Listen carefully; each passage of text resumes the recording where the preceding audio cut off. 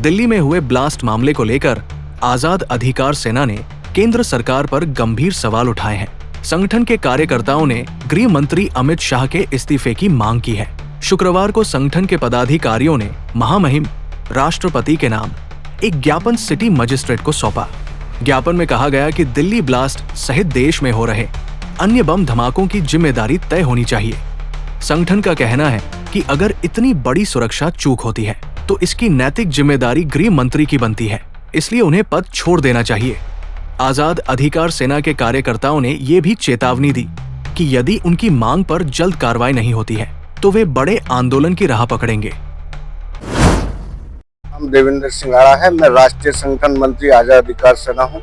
हमारा संगठन एक सामाजिक और आम जनमानस के लिए जो कार्य संचालित सरकार और इन विभिन्न स्तरों पर किए जा रहे हैं उनके प्रति समर्पित है।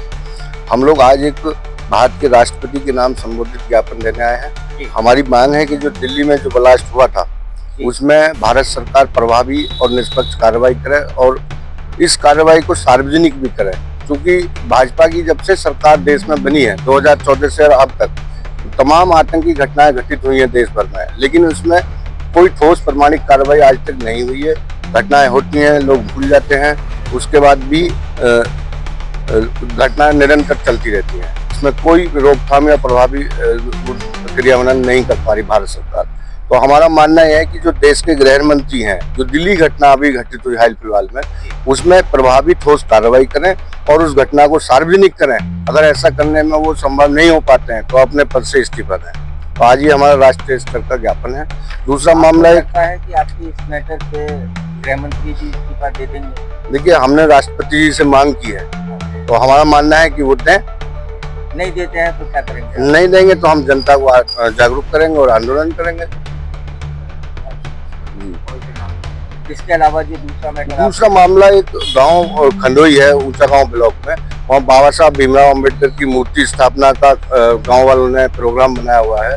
उसके लिए हम अनुमति की मांग करने के लिए डीएम साहब से आज मिलने आए हैं कि वहाँ मूर्ति स्थापना की अनुमति दी जाए। ग्रामीण क्षेत्र में बाबा साहब की मूर्ति स्थापना से सशक्त समाज की निर्माण हो, वो तो प्रेरणादायक रहे ही हैं। बाबा साहब महान शिक्षाविद, संविधान निर्माता।